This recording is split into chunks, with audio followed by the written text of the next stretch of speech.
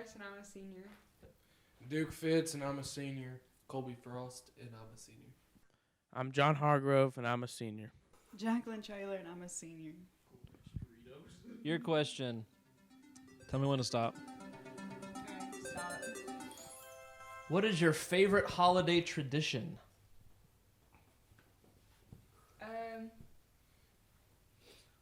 Probably whenever it's Christmas and we have Kelly Christmas. What does that mean? It's like my mom's whole family gets together and has Christmas. Like all of us, like we rent out a couple cabins in Lake Texoma over there, and we just hang out. Nice. That's cool. All right, Duke. Here we go. Who has been the most influential person in your life? Oh, I'm getting the serious questions. Yeah.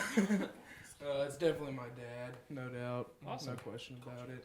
Any, I guess, quick bullet points as to why he's been influential? Well, or I how? mean, when I look at him, I just see a great Christian father, husband, man. Overall, it's just everything I strive to be. It's like one day I just hope I can be half the man he is. That's awesome. I mean, yeah, that's a no-brainer right there. Well, that's great. Good to hear. Whoops. Okay. If you could visit any place, where would you go? Well, I have a lot on my bucket list to travel to, but I'll go ahead and say the one that I was gonna do this summer, but the virus kind of shut it down. Hawaii, because it's tropical, but it's also in the States and it's beachy, but it also has like hikes and stuff. So yeah, it's all you want to do. Nice. Cool.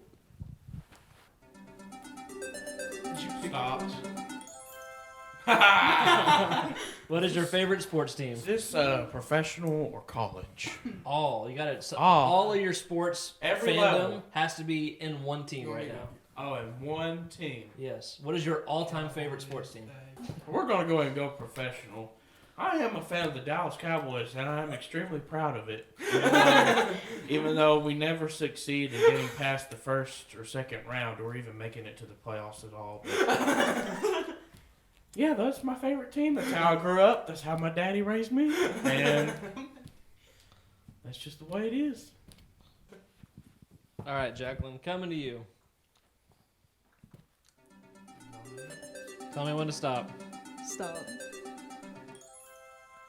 Who is your Oh, most God. interesting family member? I can't answer that. I guess you could talk about them anonymously. But you definitely know who that is. Okay, we're just gonna go with Sadie Kate. Okay. Only because I think she's very intelligent for a 5-year-old, but with that comes a smart mouth. So. Uh-huh. Yeah, I can imagine she says some pretty great things. I know a lot of people in our church have really been curious to hear y'all's plans after graduation. So if you could just kind of go down the row and tell us what you plan on doing after high school, as far as college or jobs, just what's next for you guys. Well, I plan to attend UTA and then major in journalism and minor in public relations. Okay, As awesome. for So a job, I don't know. that's UT Arlington, right? Yeah, UT Arlington. Cool. Yeah, that's a good combination. John, how about you, man? In the fall, we'll be attending Texas A&M University in College Station, and I'll be majoring in sports management. My college roommate is Duke Fitz. Sounds like a cool dude. I'm going up to Henderson State in Arkadelphia, and I will be majoring in nursing and playing baseball up there. Awesome. After graduation, I will be attending Texas A&M University in College Station with my friend John over here. I'll be majoring in political science in hopes of eventually then going to law school and seeing where the world takes me. In the fall, I will be attending UAM in Monticello, Arkansas, and I will be a part of their color guard, and I will be majoring in allied health. Cool. What does that mean? Yeah, tell us What about is, what is Allied Health. allied health? Okay, so allied health is like on your way to being an occupational therapist. Gotcha. It's like the route you take. What have you guys been learning in this season? Have there been any lessons about life or about your friends, your relationships, school in general, or just life in general? What have you guys been learning this season?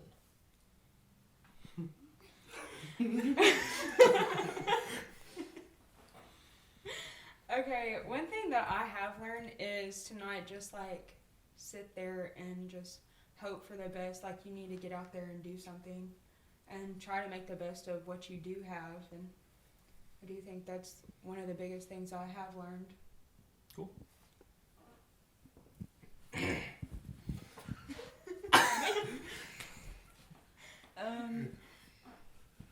It's crazy because like you have all of this extra free time, or but I still manage to feel busy and feel overwhelmed. And I think that's college really getting to me. I don't know about any like life lessons. I mean, I guess it's kind of like what Duke said.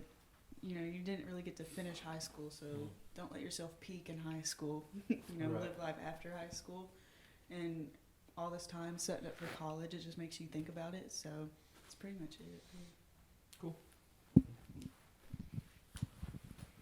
Like my mom always told me, life's not fair. It's like having siblings. You want stuff that they have, and life's not fair. That's a good My lesson. mom told me that too. I believe there's definitely been some life lessons thrown at us through this pandemic, but especially to put into like a sports analogy, life's not always a first pitch fastball, if you know what I'm saying. Yeah, I do. You're gonna get thrown curveballs, and it's about how you react is whether you're gonna get hit or not. Now, this pandemic has definitely thrown us all for a loop, and it's been rough. But we can't control it. And I had a football coach one time that preached on controlling what you can control, and I believe that is truly what's happening right now. Is we can't control what's going on in the world. We're not in government. We're not God. I mean, there's nothing we can do, but what you can do is control your attitude through it all. I mean, you can sit and pout, or you can do what you can. And I mean, again, as I stated earlier, perseverance is what's going to get you through. I mean, you either get busy living or get busy dying. That's true. I'm gonna say that the kind of theme that exists in this situation is it's taught a lot of people to slow down and to think and have thankfulness and think about what you have right now, and it gives you time to think about what you want to do when it's all over and how you really want to spend your life after such a situation that we've been in. So it just really teaches you to slow down and think.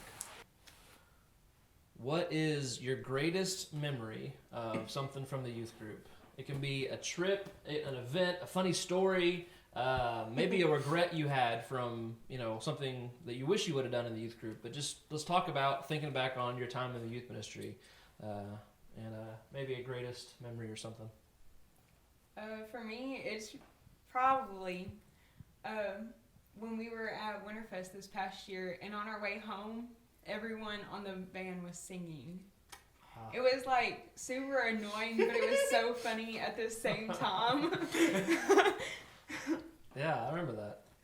Well, for me, it's definitely anything Winterfest related. I mean, that's just a great trip all around.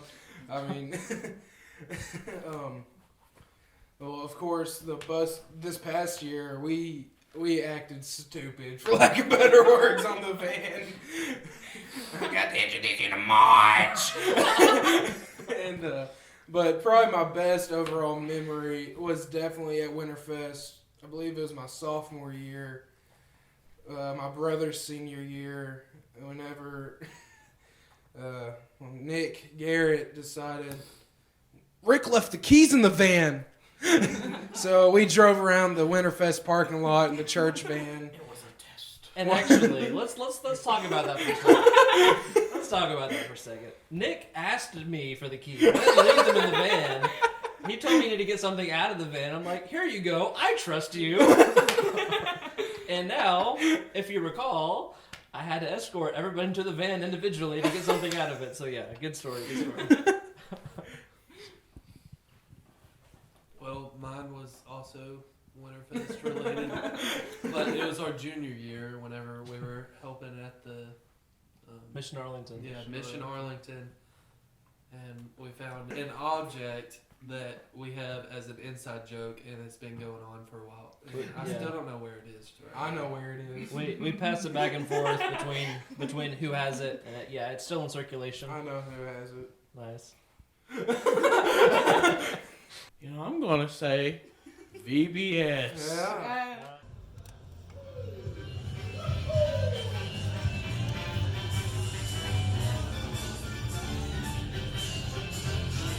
Welcome to the RTA.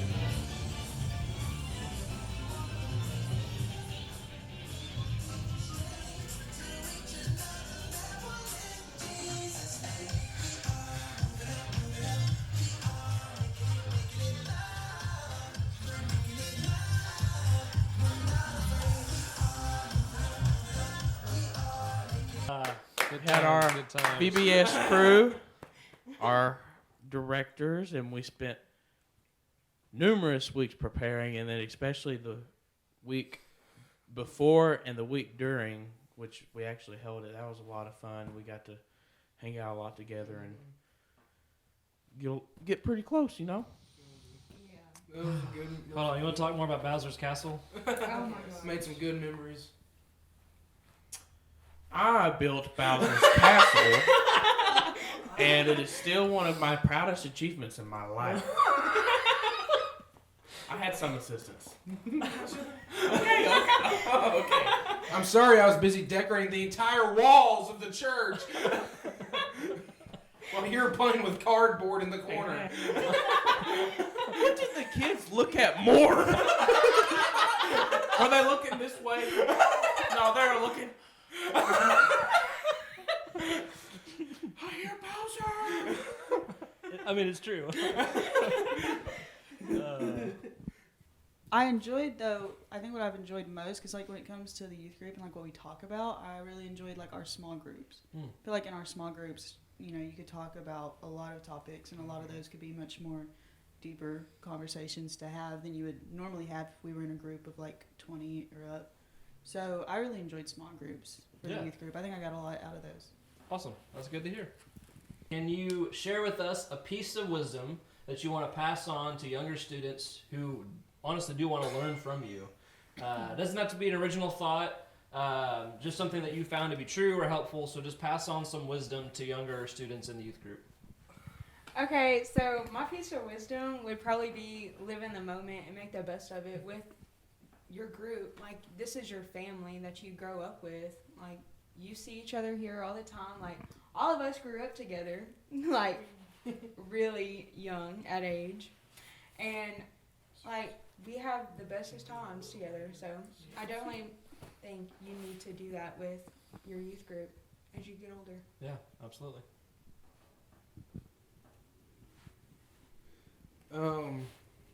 My piece of wisdom for the current youth group members and youth group members yet to come is Rick is a very smart individual.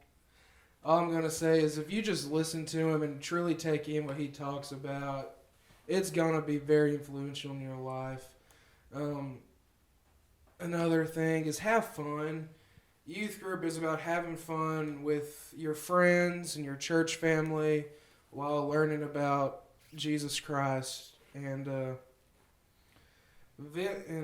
another thing, Vince Lombardi once said, success doesn't come before work except in the dictionary, and that can come into play in Christianity because you're going to get everything out of it you put into it.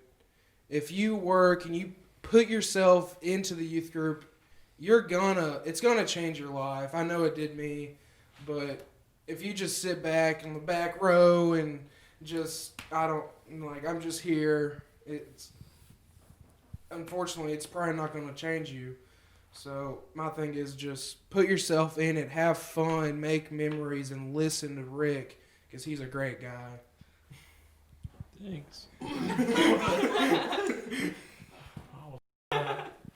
I'm gonna say be involved. Come to as many services as you can. Be involved in all the activities that Rick sponsors and that he puts up for us to do. Be included. Try to help out the church all the time. Help with VBS. Go to Winterfest. All the stuff we do in the fall, like what with the spring too, or in the summer when we have all these game days or anything like that. Be involved. If you're not busy, you might as well go. You won't regret it, and you'll think back, man, I'm glad I was part of that. Make sure that like you take part in like the conversations that they have, because it's not cool to just sit there and when you're 13 make fun of what anybody's talking about or laugh at it, because quite frankly it's annoying. But actually take part in the conversation and try to get something out of it, and I don't know, just try to this is church, so obviously take it seriously. And like what John Wiley said, go to the youth events because you won't regret it. They're very funny, especially people like him, Daniel over there. So just actually take part in your youth group, take part in the conversations that they have, and it's very insightful. I'd say just read the screen whenever you're asked to, or just volunteer to read the screen, because I didn't. And I don't talk in front of people, but these two did, and they talk in front of people all the time, especially that one. He loves talking in front of people. What do you need from us at the church right now, or the next few months as y'all are going to college? What is it that you guys? I know you don't really know, but I guess just try your best to think through. But what are some things that you need from us? Yeah. Okay, definitely we need prayers and love and support. I believe that's the biggest thing that we could use right now. Yeah, definitely. You got them. That's I mean, definitely to back what Lauren said. Prayers, just be thinking about us. Not just try not to feel sorry for us. I mean, that's what I've kind of been struggling with through this too. Is like this whole thing has been rough, but I don't like when people feel sorry for me. But definitely pray for us though, because we need it. It has been hard, just being honest. As we take on college, be thinking about us. I mean, we're gonna be traveling a lot, especially. I know these two. She'll be traveling with the band a lot, big buses. He'll be with his baseball team.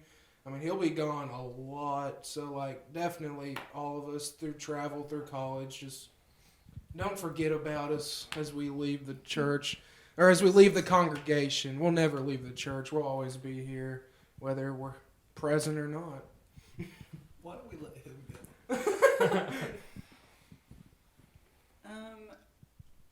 Okay, so yeah, we'll be on campus, so pray that we can find a church that we can become as close with as we did this one, and that we can find people to, in a sense, grow up with again through that church as well. And then obviously just keep us in your thoughts and prayers for the fact that we get through college successfully, whether that be in band or sports or academics. Yeah. So really that's just it. Well, for me, Lauren, and Jacqueline, pray for us to find good friends, because we aren't like Duke and John that just go and stay together. We're going on our own. I'm going by myself. Yeah, me too. I don't know what I'm supposed to do. No one prepared me for that. So pray for us. You have something else to say. I thought he was reaching for the mic. We're going to need a lot of prayer. Mainly pray for us not to forget what matters most. Don't let us... We can't get caught up down there with really the stuff that doesn't matter. But just pray for us that we never forget who cares about us most. And let us never forget what our main goal in life is.